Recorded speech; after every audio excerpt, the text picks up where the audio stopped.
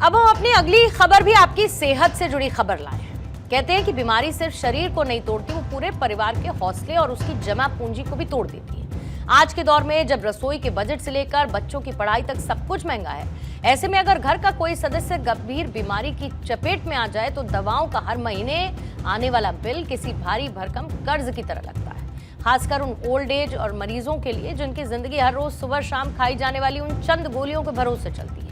लेकिन सरकार ने इस दर्द को समझा, आम इंसान की जेब पर पड़ने वाले इस बोझ को समझा और एक संवेदनशील बड़ा कदम उठाया। एक ऐसा फैसला जो अस्पतालों के बाहर खड़ी उस आम जनता को राहत की सांस देंगे जो दवा की पर्ची और उस पर लिखे पैसे को देखकर सहम जाती है। दरअसल नेशनल फार्मास्यूटिकल प्राइसिंग अथॉरिटी ने 39 ऐसी मेडिसिन हैं जिनकी अधिकतम खुदरा कीमत को तय कर दिया, जो मैक्सिमम प्राइस होता है।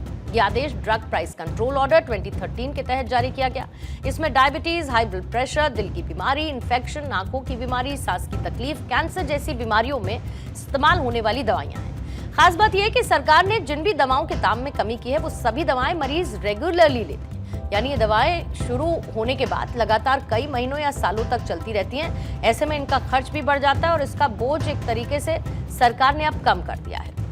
आज के वक्त में इलाज का खर्च बढ़ रहा है, खासकर जिन लोगों को अलग अलग तरीके की बीमारियां हैं और इसकी वजह से उन्हें मोटा पैसा खर्च करना पड़ता है।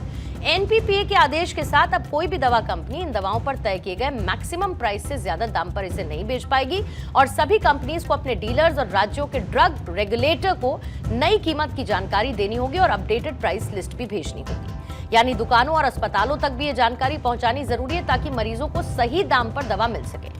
अब जो लिस्ट है उसकी मैं सबसे पहले बात कर लेती हूं। एनपीपीए की तरफ से तय की गई लिस्ट में सबसे महंगी दवाओं में एक है टेनेक्टे प्लस इंजेक्शन, जो कि एक अच्छी क्लॉट बस्टिंग दवा होती है। इसका इस्तेमाल हार्ट अटैक और बाकी इमरजेंसी केसेस में होता है, ब्लड क्लॉटिंग जो होती है उसको डाइल्यूट करने के लिए। सरकार ने इसकी कीमत 60,238 रुपए प्रति वायल तय की थी, जो कि पहले 75 से 90,000 रुपए में बिकती थी। इसी तरीके से एम्लोडिपिन, ब्रिसोपोलोल, टेलमीसाटन टैबलेट जिसकी कीमत अब घटा दी गई है, जो कि हाइपरटेंशन या हाई ब्लड प्रेशर के इलाज में इस्तेमाल होने वाली दवा है, जिसकी कीमत 14 रुपए 74 पैसे प्रति टैबलेट तय की गई है, जो पहले 120 से 180 रुपए होती थी। इसके अलावा भी बहुत सारी जरूरी दवाइयां हैं जो आपके जेब पर ज्यादा बोझ डालती है और कम दाम में इन दवाओं को आसानी से खरीदा जा सकेगा, जैसे कि आंखों की सर्जरी के बाद और आंखों में बैक्टीरियल इन्फेक्शन के इलाज के लिए इस्तेमाल होने वाले आई ड्रॉप, नेपाफेनाक मॉक्सी, फ्लॉक्सासिन ऑप्थेल्मिक सोल्यूशन के रिटेल दाम 68 रुपए 64 पैसे प्रति ml तय किए गए।